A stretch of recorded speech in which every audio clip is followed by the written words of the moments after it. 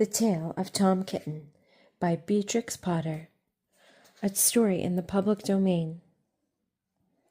Once upon a time, there were 3 little kittens, and their names were Mittens, Tom Kitten, and Moppet. They had dear little fur coats of their own, and they tumbled about the doorstep and played in the dust. But one day their mother, Mrs. Tabitha Twitchit, expected friends to tea. So she fetched the kittens indoors to wash and dress them before the fine company arrived. First, she scrubbed their faces. This one is Moppet. Then she brushed their fur. This one is Mittens. Then she combed their tails and whiskers. This is Tom Kitten. Tom was very naughty, and he scratched. Mrs. Tabitha dressed Moppet and Mittens in clean pinafores and tuckers, and then she took all sorts of elegant, uncomfortable clothes out of a chest of drawers in order to dress up her son, Thomas. Tom Kitten was very fat, and he had grown. Several buttons burst off. His mother sewed them on again. When the 3 kittens were ready, Mrs. Tabitha unwisely turned them out into the garden to be out of the way while she made hot buttered toast. Now keep your frocks clean, children. You must walk on your hind legs. Keep away from the dirty ash pit, and from Sally Henny Penny, and from the pigsty and the puddle ducks. Moppet and Mittens walked down the garden path unsteadily. Presently they trod upon their pinafores and fell on their noses. When they stood up, there were several green smears. "Let us climb up the rockery and sit on the garden wall," said Moppet.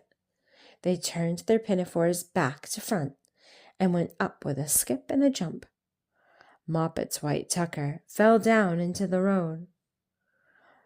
Tom Kitten was quite unable to jump when walking upon his hind legs in trousers.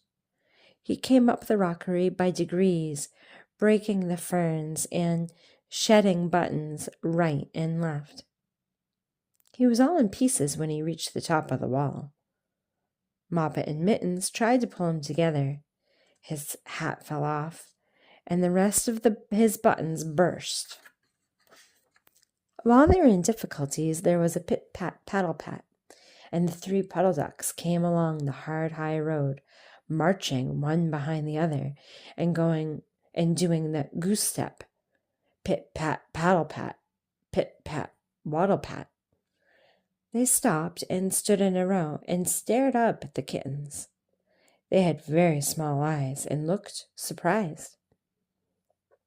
Then the 2 duck birds, Rebecca and Jemima Puddle Duck, picked up the hat and tucker and put them on. Mittens laughed so that she fell off the wall. Moppet and Tom descended after her. The pinafores and all the rest of Tom's clothes came off on the way down. "Come, Mr. Drake Puddle Duck," said Moppet. "Come and help us to dress him. Come and button up Tom." Mr. Drake Puddle Duck advanced in a slow, sideways manner and picked up the various articles. But he put them on himself. They fitted him even worse than Tom Kitten. "It's a very fine morning," said Mr. Drake Puddle Duck. And he and Jemima and Rebecca Puddle Duck set off up the road, keeping step, pit-pat, paddle-pat, pit-pat, waddle-pat. Then Tabitha Twitchit came down the garden and found her kittens on the wall with no clothes on. She pulled them off the wall, smacked them, and took them back to the house.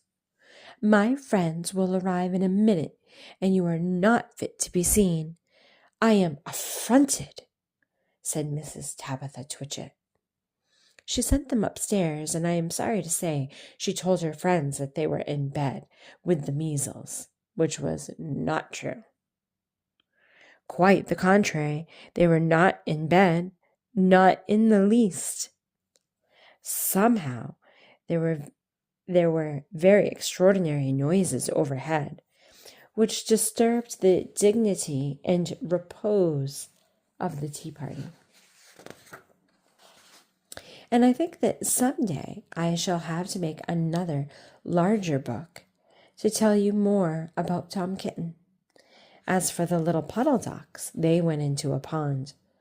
The clothes all came off directly because there were no buttons. Mr. Drake, Puddle Duck, and Jemima and Rebecca have been looking for them ever since. The end. There were many great words in today's story, one of which was affronted.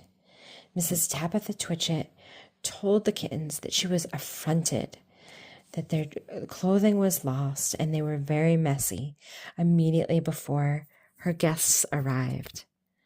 Affronted means feeling deep anger or offense from being disrespected or insulted. Another was repose. The kittens playing upstairs during the tea party disturbed the dignity and repose of the tea party. Repose means a state of calm or tranquility.